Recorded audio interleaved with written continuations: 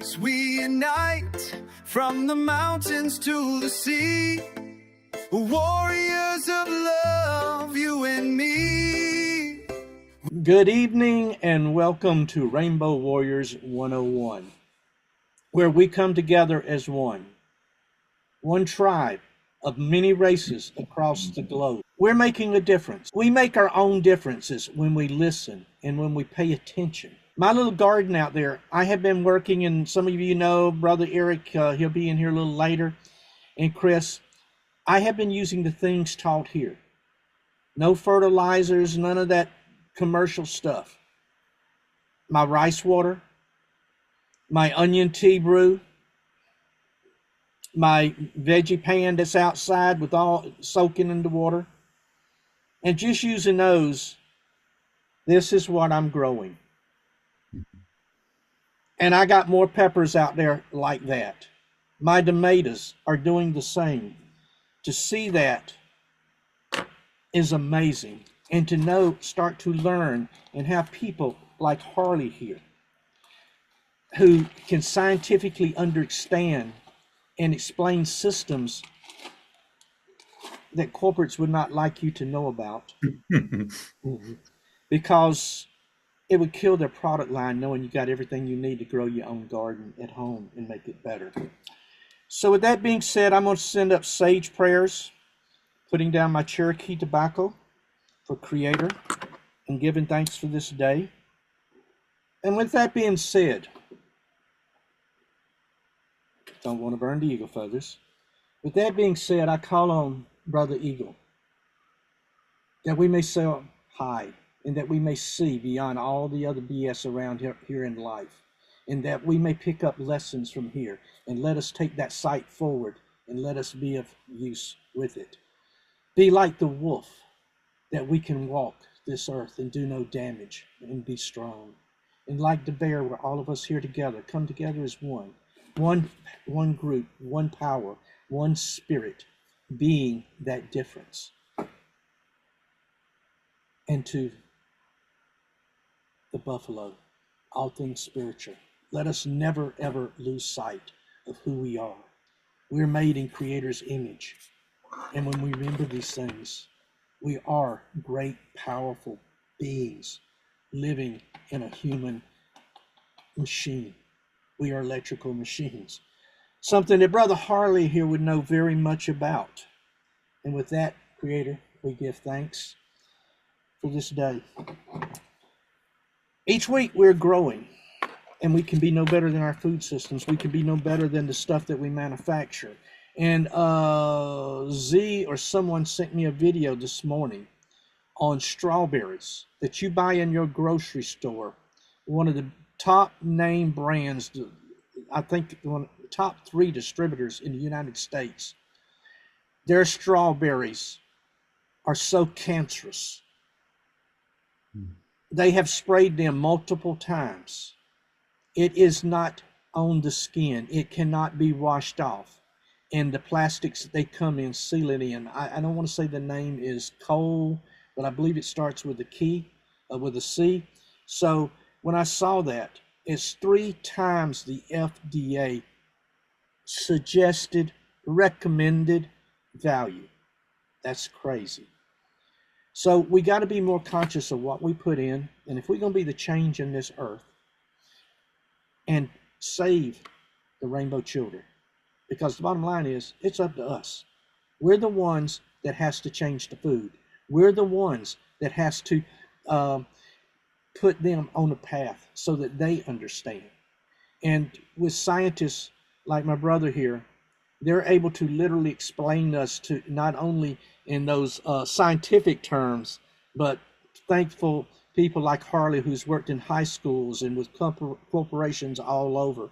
And he spent, I believe, about 30 years in the school systems, working with them, setting up their labs.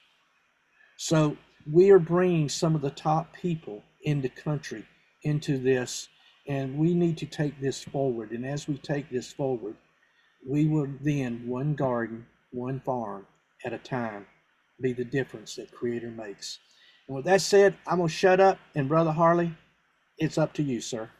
Okay, well, thank you so much for inviting me into your circle tonight. It's a real honor to be here.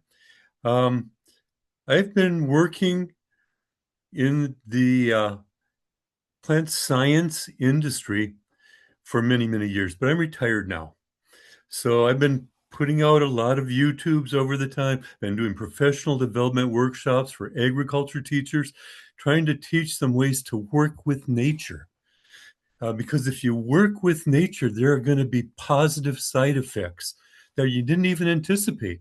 You work against nature, sooner or later, there's going to be negative consequences, either to the environment or to even to people. And we'll get into some of that tonight. But you work with nature, we can empower our plants, our fields, and empower ourselves. We can have healthier food and have a better quality of life for ourselves. So I'm really pleased and happy to be able to share a little bit with you tonight. Now, if you want to learn more, one thing you could do is just Google Harley Smith YouTube. There's a lot of free videos out there for you to learn from and lectures. Also, you could go to my website, hydroharley.com, and sometimes I'll do formal classes. Like I'll do a 12-part Master Grower short course if you want to sign up for that. And if you have a question after tonight's class, go ahead and send me an email, harley.pht@gmail.com. That's my personal email. I'm happy to, if I can't answer your questions, at least try to put you on the right track so you can find the answer. Okay, so tonight we'll be getting into enzymes, harnessing the power of living soil. So one of the questions I'm often asked is, what are enzymes? Well, the simple answer is enzymes are biologically active molecules that perform the chemistry of life. That's the simple way of looking at it. Some enzymes will build simple molecules into more complex molecules and complex structures. Some enzymes break down complex molecules into simple molecules that can be recycled and rebuilt. Some enzymes will make chemical bonds that store energy. Other enzymes break the chemical bonds and release energy. Also, enzymes are a catalyst. So just one enzyme, if it's activated, could do over 1,000 chemical reactions per second inside the cell and not be used up in the reaction. So it can be used over and over and over again to do the chemistry of life. And it's an incredible system. We can all those enzymes, thousands of chemical reactions are happening at any particular moment in time. And they have to be done at the right time and in the right order to be able to harness the power of the chemistry of life. So it's an amazing system, and we're part of that system. And before I really get into it and how these work, sometimes I remember one time I was setting up for one of these lectures. I was up on stage, and a woman came up to the stage and said, "Harley, can I ask you a question?" I said, "Sure, go ahead." She said, "Do you believe in God?" My answer was, "I'm a scientist. Of course I believe in God." If you can appreciate the power and complexity of nature and see how you're part of that whole plan, how could you not believe in God? So, anyway, that's my point of view. So let's go ahead, start from the beginning, because it's a complex subject, but at the same time, it's so simple that even a child can understand it, at least the basics. Okay, let's go ahead and look how it works.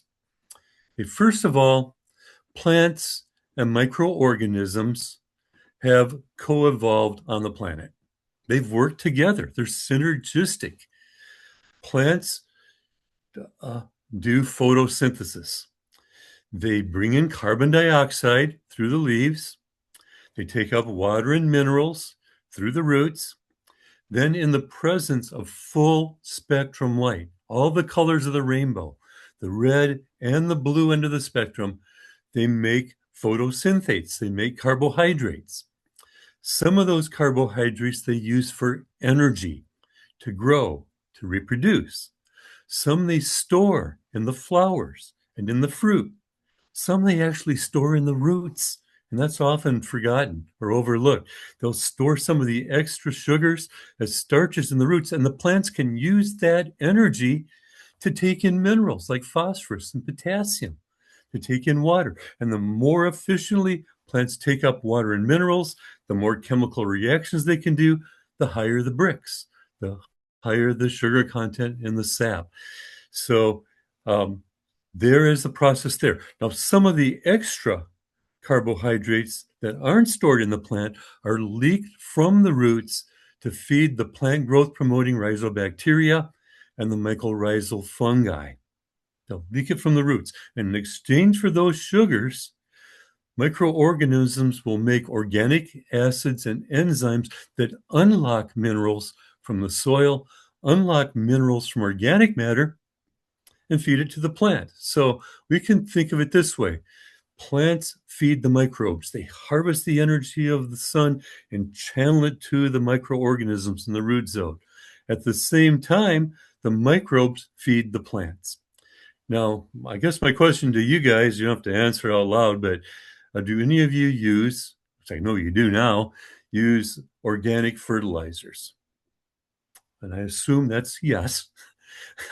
But plants cannot take up large organic molecules. Those large molecules have to be broken down by the digestive enzymes of microorganisms into smaller, into smaller, into smaller particles until the minerals are in their ionic form, tiny electrically charged particles. And that's the form that the plants take them up. We're feeding the plant's feeding the microorganisms are feeding the plant. Let's see. Let's move on. Now, they do more than mineralization. That's kind of the basic function, make minerals available. But they do more in the process. Literally, microorganisms make growth hormones right on the surface of the roots. They make auxins and cytokinins, gibberellic acids that tell the plant, make roots, that tell the plant, make more roots. They stimulate root development for more lateral root growth and more root mass. So if you have a mass of roots, the plants will have more surface area to take up water and minerals. Now, my question is, well, why would a bacteria do that? Why would they make hormones to stimulate root growth? That's because the genetic code in every cell in every living organism says the same thing. Be fruitful and multiply. If they stimulate roots development, there's more surface area for the microorganisms to colonize so they can grow and reproduce. And also there'll be more exudates from the plant to feed the microbes. It's a good plant. It's a good trade. Plants make the growth hormones too. Remember, they're autotrophic. They make everything they need to grow, even without them. But plants and microorganisms not only help each other survive, they help each other thrive. Another thing that they make are B vitamins. Now, some enzymes have to be turned on. They don't do anything unless they're activated, turned on by either a trace mineral or as a coenzyme. Coenzymes turn on enzymes. And some of the B vitamins, B1, B2, B3, B6, form B vitamin derivatives that activate metabolism of the microorganisms and of the root cells. So they have their place, the vitamins. And plants do make the B vitamins. They make all of their vitamins. They make vitamins that we need. That's why we eat food. They make vitamins that the microorganisms need too. And they'll exude them from the roots to stimulate metabolism of the microorganisms in the root zone. Also, plants and microorganisms make a digestive enzyme called protease. Protease breaks down proteins into amino acids. And the amino acids contain nitrogen. Microorganisms need nitrogen. They need carbon and they need nitrogen. So the plant is feeding them carbohydrates, but also feeding them nitrogen in the form of amino acids. Now, amino acids do have a benefit for the plant, even outside of the root, outside of the plant. Amino acids are intermediate chelators. The word chela for chelate, chela means claw. So a chelate is an organic molecule that attaches to a mineral like a claw. It holds it tightly enough so it doesn't lock up. It doesn't react with other minerals in the soil, but it holds it loosely enough so it's available to the plant on demand. So we'll talk a little bit more about amino acids later on because they also aid with the uptake of calcium. We'll get to that a little bit later on. They also make organic acids. Microorganisms do. Remember, the plants are exuding sugars from the roots for carbohydrates to feed the microbes. Now, as the microorganisms are feeding on the sugars from the plant, they use enzymes to release the energy that they need to grow. And some of the byproducts, they call it Krebs cycle intermediates, are organic acids. And those will make the root zone a little bit more acidic and will also help to unlock some of the transition elements like iron, copper, manganese, and zinc. Make it available to the plant. Iron gets locked up in the soil very easily if the pH is just a little bit too high. It also reacts with oxygen and forms rust, and then in that form, plants can't take it up. But microbes will make the organic acids to help make those elements more available. And those cofactors, iron, copper, manganese, zinc, and others, they also turn on enzymes. And if it turns on that enzyme, that one molecule, if it's turned on, can do over 1,000 chemical reactions per second. If it's not turned on, it's doing 0 chemical reactions per second. You see the symbiotic relationship here? So our organic acids are important for making lots of different cations available to the plant. Also, some microorganisms make a special molecule called a siderophore. Siderophore literally means iron carrier. It's one of the best chelators of iron in nature. Nature is doing that. It's making iron available. I've worked with growers out west. There's even volcanic soils loaded with iron, but it's unavailable to the plant. But microorganisms can make a molecule to make iron available. The plant takes more iron. Iron is a catalyst for the formation of chlorophyll, the green pigment. Plant takes up more iron, it makes more chlorophyll. Makes more chlorophyll, harvests more light energy. Harvests more light energy, makes more sugar. Uses the sugar to grow and reproduce for the big fruits and flowers like what you saw earlier tonight.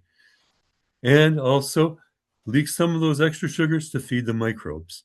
So iron is one of the limiting factors in soil. Plants have strategies themselves. Some plants, like grasses, will exude siderophores themselves. Others, like the vegetables, will exude organic acids, but microorganisms help to magnify and facilitate that whole process. There, move on here. Oh, here's something really cool, though. This I didn't know until just the last few years. Some microorganisms make volatile organic compounds. They make a bouquet of aromas that can activate up to 600 genes in the plant, even if the bacteria doesn't touch the root. It could be separate from the root and still activate genes. Now, what does that have to do with enzymes? Genetics 101. One gene produces one enzyme. So they're literally turning on metabolic pathways in the plant to produce the enzymes and then activating the enzymes that the plant produces. Nature is amazing. Okay, let's move on to the next. Let's look at some of the superstars here. First of all, there are phosphorus solubilizing microbes. Phosphorus gets locked up in the soil very easily. Phosphorus locks up with calcium. It makes calcium phosphate. That's what your bones are made out of, calcium phosphate. It's about 95% water insoluble. So if the phosphorus is insoluble, it's unavailable to the plant. Phosphorus gets locked up with sulfur, makes calcium sulfur. Phosphorus gets locked up with iron too. The calcium will get locked up with the iron.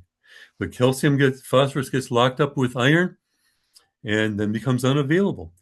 But if there is a phosphorus deficiency, plants will exude signal molecules to attract the mycorrhizal fungi. Myco means fungus, rhiza mean roots. So mycorrhizal fungi are fungus that infect the roots in a beneficial way. They penetrate the roots so they can get to the sugar that the plant's making for them as the host. And then as the mycelium, as those threads grow in the root zone, they make organic acids and enzymes such as phytase and phosphatase that unlock phosphorus from the soil, unlock phosphorus from organic matter, feed it to the plant. And phosphorus is the energy element, is part of the energy currency of the plant. So the plants are happy to exude some of their sugars if they can get more phosphorus in return. Now, there's another relationship, another symbiotic relationship.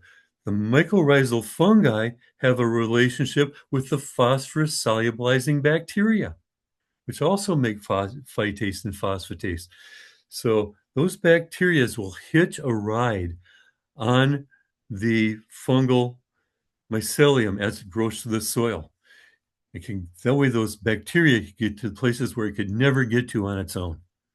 I mean, one plant could have enough mycorrhizal fungi growing to produce a kilometer of new material in one day.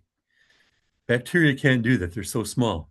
But anyway, they'll hitch a ride on the fungi, on the mycelium, and then they swim in the soil solution to places where the fungi can't reach, unlock phosphorus from organic matter in the soil, feed it to the fungi, and then the fungi feed it to the plant.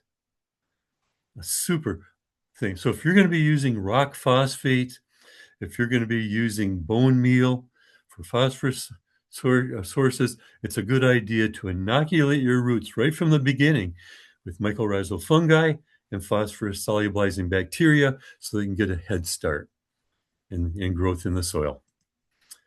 Another big area besides phosphorus is nitrogen. And there are nitrogen-fixing bacteria that literally convert atmospheric nitrogen, the nitrogen in the air, to plant-available fertilizer right on the surface of the roots.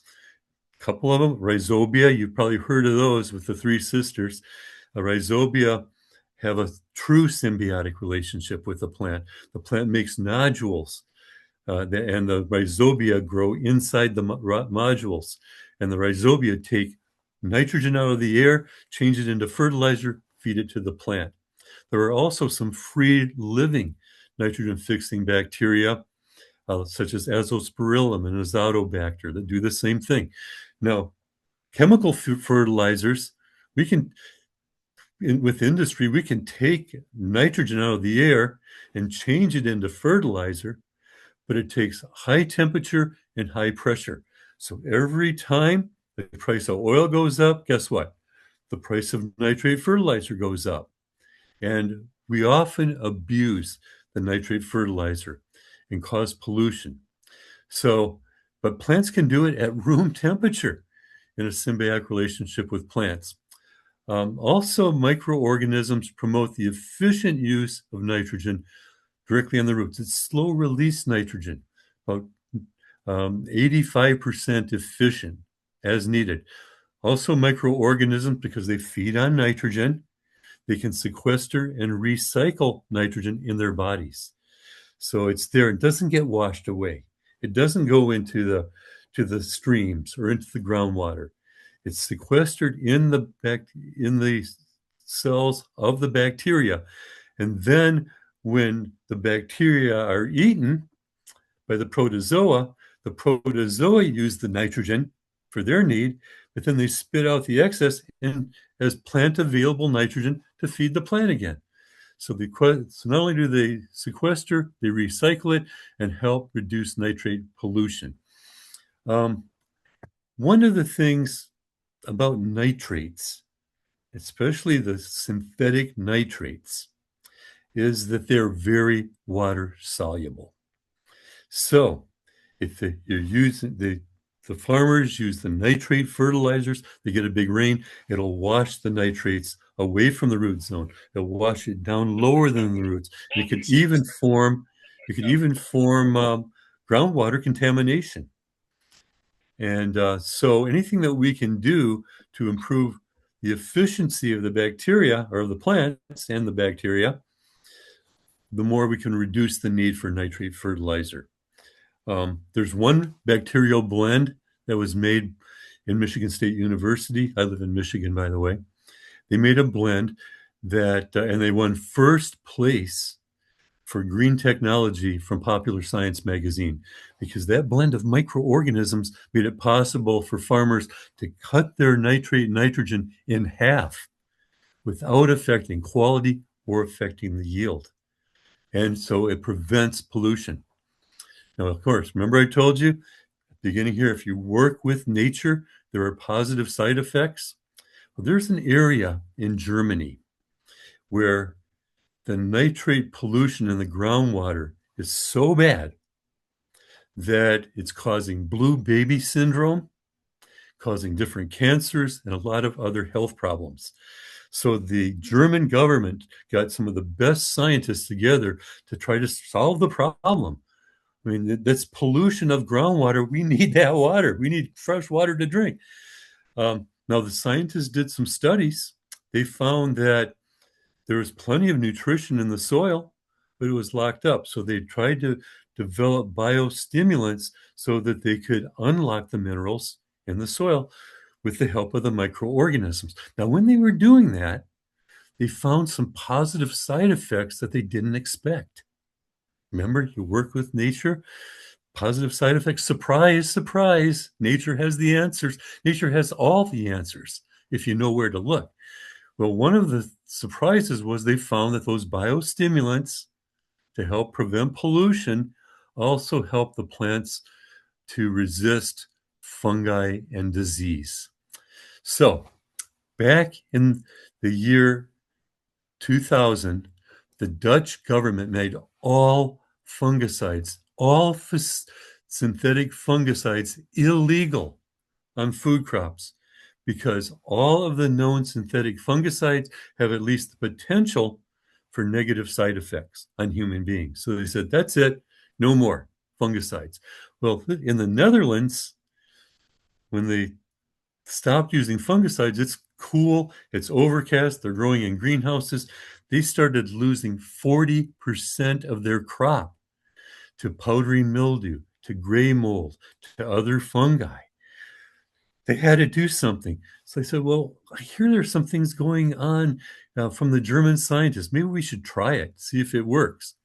Well, in 2001, I was invited to the Netherlands, and I got to visit the growers, strawberry growers, that were doing the trials for the Dutch government with no fungicides, 0 fungicides.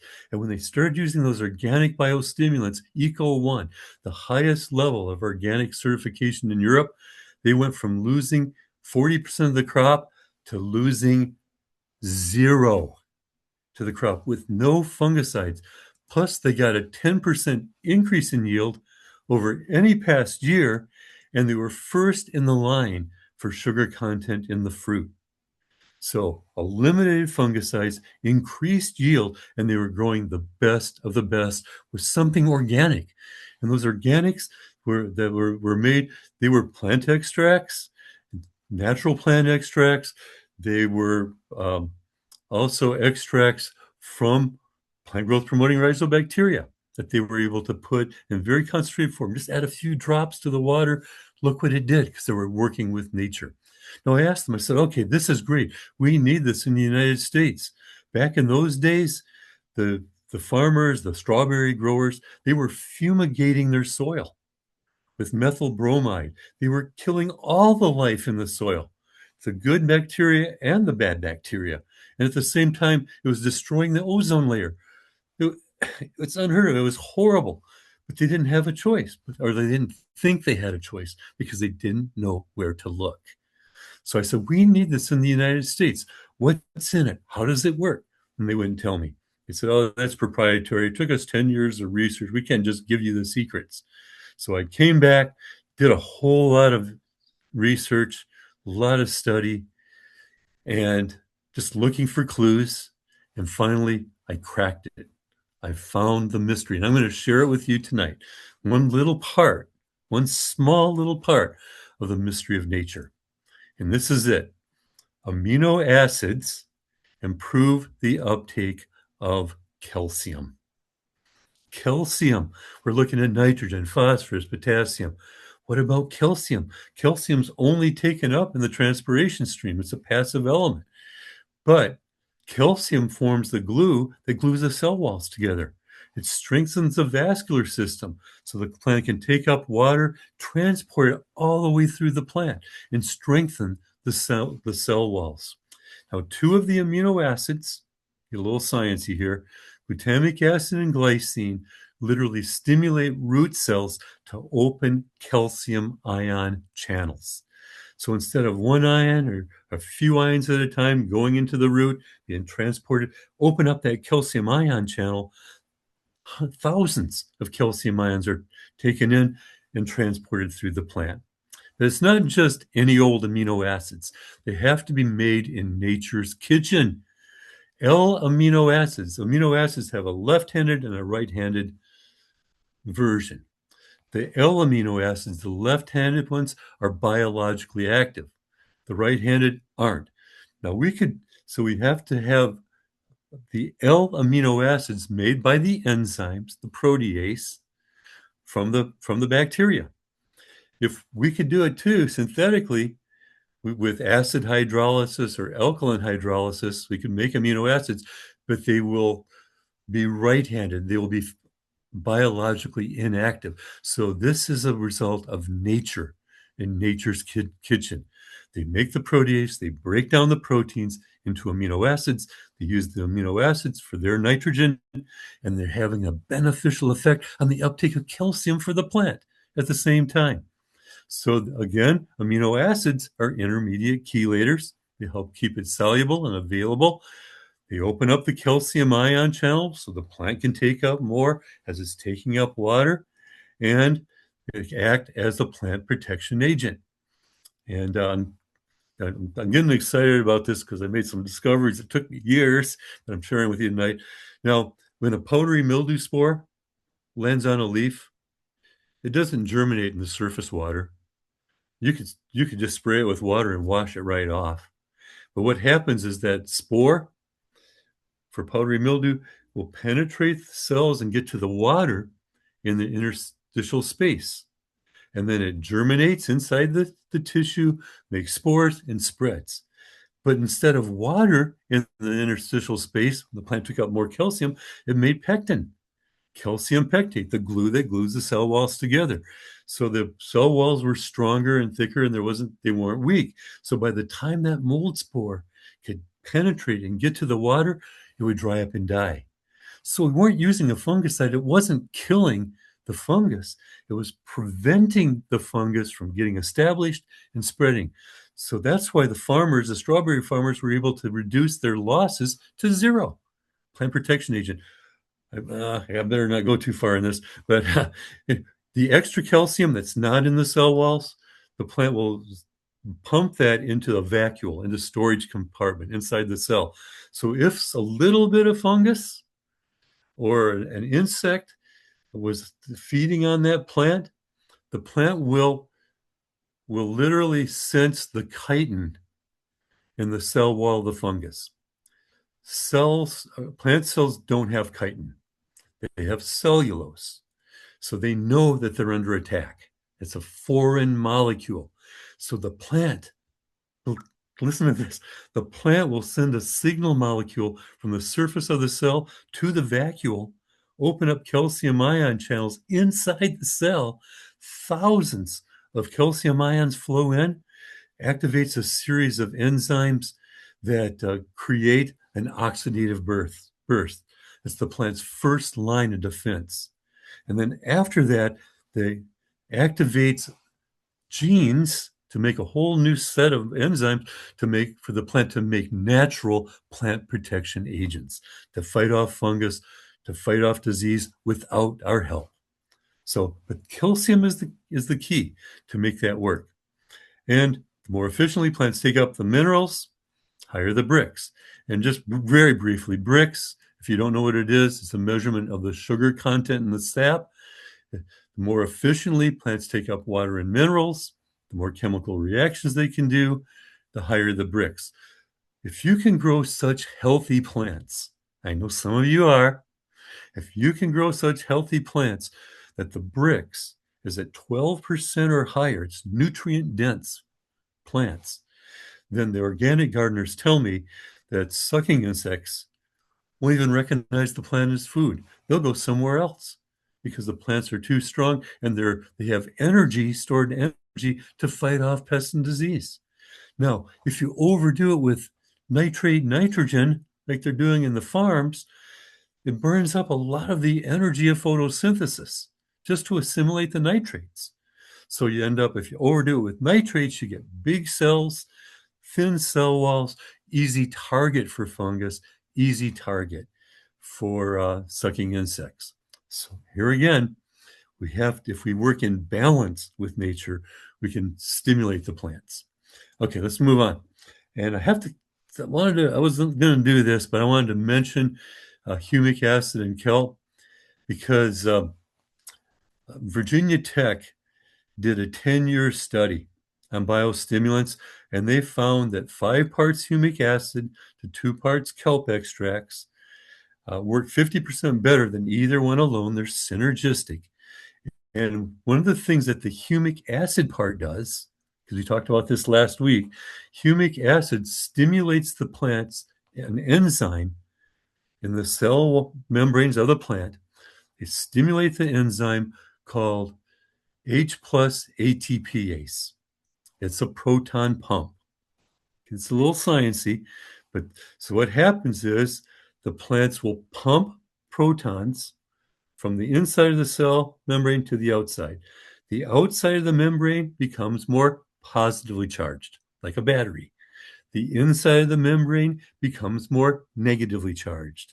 The plant uses that potential energy across the membrane for the potential energy to be able to take up minerals across the membrane, to transport them and release them inside the plant, especially iron, but even things like nitrogen. The plants will take up more nitrogen as well and use those as substrates for growth and reproduction. Now, when you use the two together, the humic acid and the kelp, it stimulates the plant to make 50% more of an enzyme that protects the plant from stress. When the plant's under stress, heat stress in the summer, salt stress, UV stress, drought stress, their free radicals are made. And it overwhelms the plant, and they're very destructive to the chloroplast, to the cell membranes, even to the mitochondria. That's the power plant of the cell. It will break down those membranes. But if you put those two together, the plants will make 50% more of an enzyme that protects the plants from the stress. They'll break those free radicals and eventually change them into harmless water and oxygen that the plant can use. So I just wanted to bring that up. Also, one more thing, the humic acids and humic substances, like we talked about last week, they can literally protect enzymes in the soil. So they stay active for a longer period of time in the root zone. Working with nature. Okay, almost done. Plants also can rescue plants from stress. So they can protect them from it. They can also rescue them, the microorganisms. When plants are under stress, they produce a hormone called ethylene. The ethylene down regulates the root growth, down regulates the shoot growth. It wants to just stall. You'll see it under stress. The plants stall until the stress is gone. But there are some microorganisms that make an enzyme. And that enzyme is called ACC deaminase. ACC is the precursor molecule for ethylene. So ACC deaminase breaks the precursor molecule so it releases the plant from stress and rescues normal plant growth. Pretty cool.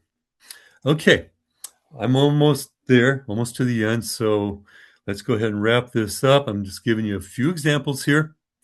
I'm going to show you the ACEs. So this will give you a clue. If you're reading something and you see a name of a molecule you don't understand, look at the end of the word. If it ends with ASC, ACE, it's an enzyme. Cellulase breaks down cellulose into simple sugars. Amylase breaks down amylose, which is starch, into simple sugars. There are some microorganisms that are prolific enzyme producers. I mean, they're superstars, and they make cellulose and amylase. So as the root cells are growing, the roots are growing and they're sloughing off the cells as they're growing through the soil. Those enzymes can break that down and recycle those cells and turn it back into energy to feed the other microorganisms and to feed the plant. Here's another one, invertase or sucrase. It breaks down sucrose, which is sugar, into the building blocks of sugar, which is glucose and fructose. Now, remember we talked about the mycorrhizal fungi? Well, they feed on the sugars. Well, actually, from the plant, the mycorrhizal fungi don't like sucrose. They like the glucose. They prefer glucose. So plants, this is kind of cool. Plants will, as the host, will exude the enzyme, the sucrase, break down the sugars right in the cell walls, change it into glucose to feed the microorganisms, to feed the fungi. It's a host and symbiotic relationship. And also, here you go. Remember the microorgan or the fungi have a relationship with the microbes, with the bacteria. Well, the fungi will release fructose to activate the plant growth promoting rhizobacteria that they're in association with. Anyway, so you can see it's very complicated, but very simple at the same time. Protease, we don't have to get into that. It breaks down proteins into amino acids. We know all about that now. Phosphatase and phytase unlocks phosphorus from the soil, feeds it to the plant in plant-available form. Nitrogenase, that's the fixes nitrogen. That's the one that the nitrogen-fixing bacteria use. And chitinase breaks down chitin. Remember, plants don't have chitin. They have cellulose. So plants will, if they're under attack, will make chitinase to help them fight off, to break the cell walls of the fungus that's attacking them. And there's some microorganisms that are really, really good at making chitinase. So they can literally parasitize the bad fungi, change it into food for the good fungi and for the good microorganisms. Okay, so what do? Here we go. If you harness the power of enzymes, you can reduce your fertilizer inputs. You can also, those enzymes are involved in making compost, breaking down organic matter into a form that eventually plants can use. You can reduce or eliminate pesticides and fungicides. You can increase quality and yield, and you can protect the environment at the same time, all by using the power of living soil. Now, I'm done. I know you guys are really interested in the future, but the 7 generations to come. This is my take on what we need desperately to pass on to the future generations for them to build on. First of all, We need to keep studying the dynamics between plants and plant growth promoting rhizobacteria. We barely know, as scientists, barely know what's under our feet and how important they are. We need to discover new signal molecules and new transcription factors to activate genes inside plants. We don't have to manipulate the genes, we just need to activate them at the right time. If we understand how to do that, we can make huge progress in the future. We need to bridge the gap between mineral and organic nutrition so that we can produce more food and make our soils more fertile. We need to improve the plant's natural resistance to pest and disease. Some of the best scientific minds in our country, they're sitting around trying to find ways to make new poisons. They're making poisons to spray on our plants. Why? Because the old poisons don't work anymore. Because nature adapted to the old poisons, so they have a resistance now. We need to find ways to improve the plant's natural resistance to pest and disease and harness the power of nature. We need to condition plants to better handle environmental stress. We know we have global warming. There's more extremes now. There's more droughts. There's more floods. We can find ways to strengthen the plant's natural resistance. In fact, if we should go back to nature a little bit. Some of the scientists out there should look at some of the wild plants because they've been living on a lot of different environments, heat and salt and stress for generations and generations, for millions of years. There's some genes in there that we need to discover so that we can identify them and help produce new plants that have better resistance to pests and disease and can better handle environmental stress. And we need to improve the nutritional value of food. The food that we're eating today has less nutrition value than the food that our grandparents, that our grandmothers ate. We're growing food that's high in calories, but low in nutrition. If we have low nutrition, that affects us, affects our ability to fight diseases, affects our ability to handle stress, and has negative side effects for human beings. That's why do you think there's more cancer today? Well, part of this because of the poisons. The other point is because we're lacking some of those trace elements that activate enzymes inside of us, in our bodies, that activate our immune systems and make us more resistant. So we need to improve the nutritional value of food. And finally, and I'll be done, we need to produce more food with fewer resources. Do this one time. Just Google this. How many people on Earth starve to death each year? You have to do it right this second. We're not talking about the future. We're talking about right now. If you find the answer, I Googled that myself this afternoon, about 9 billion people on the planet are either starving or they're having to death or they have poor nutrition that leads to disease that kills them. 9 million people a year. I think that's it. Google it and check my numbers yourself. And that's now.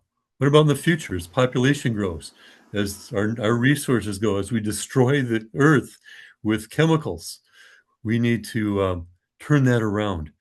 We need to restore the earth so that we can feed more people. We can improve the quality of life for our children and our children's children into the future. With that, I am going to close and open up for questions. Hopefully everybody heard this because I am done. Brother, that was short, nothing of magnificent. The points. First of all, starting and tying in why we put in the ground, what we do, and when it calls for that. But to give us a better understanding what each does broadens the view. And I know that Lance, and I believe he just got his phone service hooked back up out there. They've been working on the things that you were talking about, making the plants more resilient. And nature already has it built in, using some of the plants in South America and some of the plants in various other in North America, and allowing these plants to be in colder weather and warmer weather, and be more. This is important to the population because the world is changing, and our ancestors, they knew a lot, and we let not science, we let corporate greed under the name of science destroy us. Autism. I mean, the kids now and all the special needs school. I mean, not special need classes, special needs schools, because there's so many of them. And if we're going to have functioning humans to carry on the future, it's got to start right here, in this circle right here, and all of the others around this earth. So, Harley, I love you, brother. That was magnificent because it tied into things that Brother Don and Brother Will and Lance has been weaving in together. And when you start seeing it come together, it gives us a better base and understanding. And as we grow, we can teach the children and make things better for them. I want to open this up. If you've got a question, please raise your hand, and we'll call on you. I don't see any hand. Oh, I do. Go, Z. Hey, daughter. Hey, thank you, Harley. So grateful for everything you brought in today. Tobacco down. Yeah, that was amazing. Love having you here. So, question for you though. It's a little different because of my venture. You know, I have a certain paint that purifies the air, but it absorbs the VOCs in the air. So my question to you, when you were listing all that, how is VOCs actually good for the ground when that's something I have to absorb for air quality? I'm just curious. That's very good, because good question, because some of those volatile compounds are toxic, mostly from chemicals.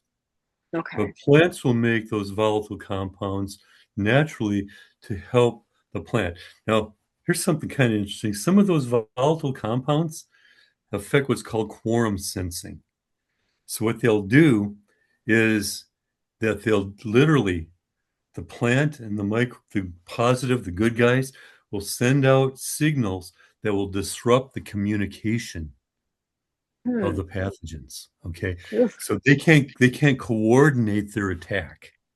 They can't coordinate. And if they can't coordinate their attack, then they are they're harmless. So they're, those volatile compounds are not the same ones that are made by harmful chemicals. Okay. You know what? I find it very interesting. Down under the ground is very harmonious with these relationships. And if you pay attention, the consciousness of these plants and these microorganisms and everything that's happening down there, and just the way things flow, that's kind of a copy of that consciousness we're all kind of rising to in a way. So there's a whole universe down there, but it's actually so harmonious because they're all so connected with all these synergies. I just wanted to point that out. It was wonderful awareness, Harley, and thank you. And that electrical, we always talk about the body electrical, but think about this. Yeah. It resonates everywhere.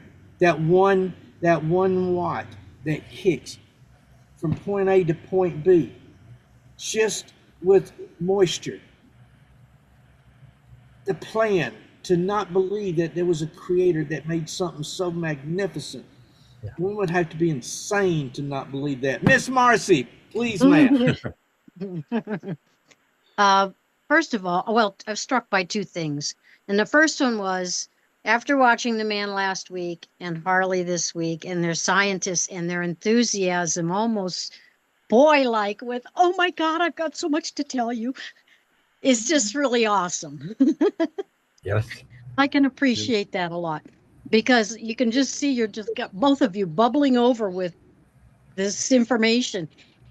And when I am listening, to how, even down to the cell, and how it is an intelligence that knows how to work to do what needs to get done. Exactly. Okay. And how the cells in our own body are that, and the very fact that we're in this solar system where it knows what it's doing on a larger scale within another scale. And you think intelligence has to be there. Intelligence has to be part of creation. Yes. And I'm Yeah. just like, wow, this is awesome. So thank you. And that's there from the beginning. Even in the seed, the DNA Yeah. is there that can coordinate all the production of all of those different enzymes at different periods. In fact, at different stages of the plant's growth. The plant Yeah. can break down some of the enzymes that it needed and make new enzymes. Yeah, The it's what I was enzymes to thinking. grow, It's they're making enzymes to self-contained. flower. It's Yeah. self-contained. Yeah. And it's, I loved it. It's amazing. Yeah. Okay, that was kind of my thing. Yeah. All right. And Anybody? and how cool enzymes are, they're catalysts, I can relate to that in my life. Yeah. Everybody just call me Enzyme for short. All right, guys. Yeah, okay. I want to thank Never everyone. mind. I want to thank everyone for being here. I'm about to Thank you. shut down this recording. We'll be here for a little chat thereafter. Again, this will be edited and available online by sometime in the morning. And please share. Together we grow. Together we become one. And when we work together on the commonalities, I don't know any greater commonality than food. Because I don't know any creature, any living, anything on this earth that doesn't eat, Right. doesn't absorb. Yeah. And there's a good chance if they do that, they're part of the Rainbow Warriors. With that being said, Amen. we're going to end these recordings. Thank you. Oh, we rise, we unite, from the mountains to the sea. Warriors of love, you and me. We are the new tribe of the earth, connecting our spirits, remembering our worth. First Nation standing hand in hand, healing the wounds, restoring the land. With every heartbeat, we sing our song.